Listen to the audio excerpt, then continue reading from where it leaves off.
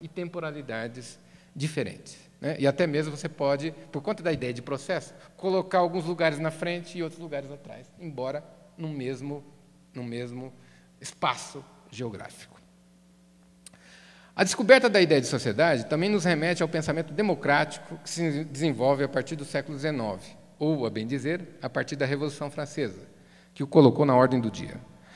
Como lembra Claude Lefort, Tocqueville ainda hoje nossa grande referência para pensar a democracia não primariamente como uma forma de governo ou um regime institucional, mas como uma forma de sociedade. E é Tocqueville que nos adverte que das entranhas dessa sociedade pode brotar ou não um regime político de franquias democráticas, né? Um regime de liberdade. A intuição tocqueviliana sobre a democracia como forma de sociedade advém de sua aguda sensibilidade para o declínio do ideal aristocrático e seu enraizamento na noção ancestral da vida comunitária organizada na forma de uma hierarquia fixa, entendida como natural, das ordens ou estamentos sociais. Essa liquidação gradativa, e às vezes, com as modernas revoluções, abrupta da ordem estamental, não era, para o autor, idêntico ao fim da desigualdade social ou mesmo da estratificação social. Ela significava antes a desnaturalização da desigualdade e, de resto, de qualquer estratificação social. Em outras palavras, o advento da mobilidade social não só como fato, mas sim principalmente como ideia. Essa, por sua vez, vai contribuir para produzir na consciência moderna a história como regime temporal da mudança, a história como transformação social. No quadro tocqueviliano, a igualdade de condições ou a igualdade de status e a expectativa histórica da transformação aparecem como ideias profundamente entrelaçadas. E aqui nós retornamos ao ponto inicial, a questão do conflito. É que a igualdade de condições como desnaturalização da hierarquia social liga-se ao desconforto da sociedade democrática com todas as desigualdades persistentes. A igualdade social implica o reconhecimento de que todos os seres humanos, indistintamente, merecem um lugar ao sol, na forma, por exemplo, da igualdade universal de direitos, de participação política, de oportunidades sociais, do controle da produção econômica ou da distribuição das parcelas dos benefícios da cooperação. E a lista poderia seguir indefinidamente, de fato, ela é insaturada. Saber como essa expectativa geral pode acomodar todas as expectativas particulares será, evidentemente, matéria de enorme controvérsia. E isso não apenas como uma curiosidade intelectual, mas como um problema eminentemente prático. Daí a discórdia, daí o conflito, daí a cisão inerente à sociedade, que é, estou dizendo aqui, ligada a essa noção de desconforto, né, que eu acabei de mencionar. Ao mesmo tempo, a mobilidade social traz consigo a expectativa da transformação que, distribuída ao longo do tempo duração, traz consigo a possibilidade, a oportunidade de uma vazão positiva do conflito. Oportunidade de vazão positiva, isto é, uma vazão que acumule na história o valor da igualdade e o que traz consigo em termos de valores materiais, intelectuais e morais. A sociedade é processo, e o processo é uma acumulação. Em princípio, a acumulação não tem um valor intrínseco. Mas quando lhe enxertamos o valor da igualdade, ela adquire a ideia de um aperfeiçoamento social. E é isso que nós costumamos chamar de progresso, né? Estou dizendo aqui que progresso é uma das forças ideológicas mais importantes da forma da sociedade, que é a democracia. E com a perspectiva de uma vazão positiva no tempo histórico, o conflito se torna o grande motor do progresso. Porém, não é que a democracia seja a celebração do conflito em si mesma, como se sua vazão positiva fosse certa e inevitável, mas uma forma que o reconhece e busca traduzi-lo em instituições que só o acolhem e estimulam, a fim de aumentar as chances daquela vazão.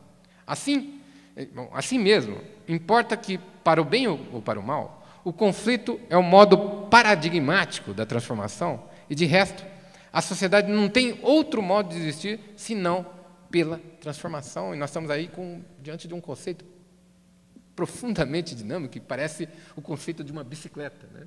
É o conceito de algo que não pode parar de se mover, não pode parar de se transformar, e daí que o conflito aparece como visto como um fenômeno interessante, né? Porque ele é o motor. Enfim, considerando que o conflito é potencialmente benéfico para a transformação social, a questão crucial se resume a isto: como promover adequadamente a divisão da sociedade e, ao mesmo tempo, possibilitar a sua reunificação.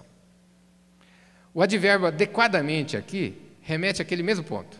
Não se trata de aceitar ou promover a divisão por si mesmo, mas de fazê-lo com um propósito: o regime social do progresso.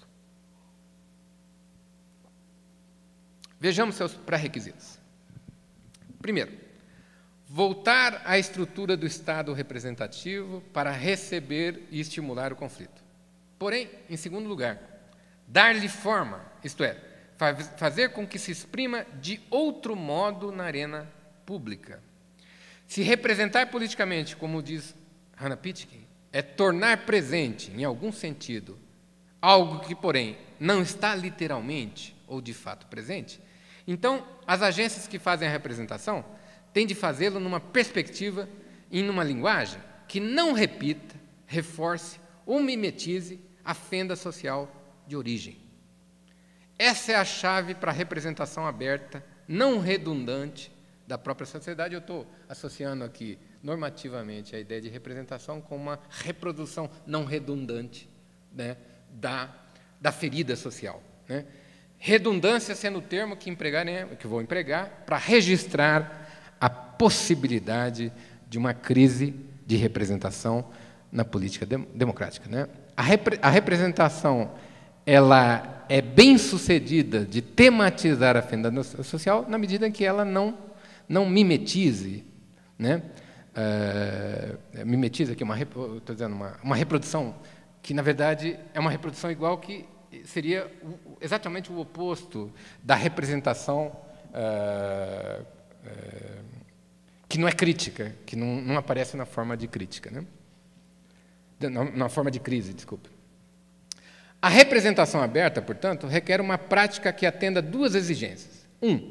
Fazer com que a divisão da sociedade ressoe dentro e nos limites da arena pública, o que significa permitir que os atores sociais em conflito se reconheçam em alguma região daquela arena, né? Existe um processo na representação que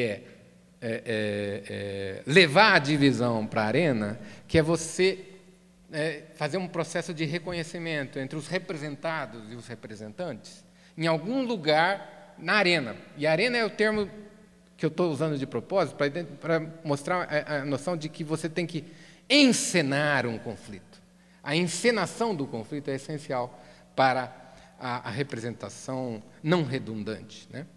Mais dois, que o faça numa linguagem especial, numa sintaxe diferente daquela em que brotou a cisão e consiga, por fim, devolvê-la ao ponto original com um sentido novo, transformado.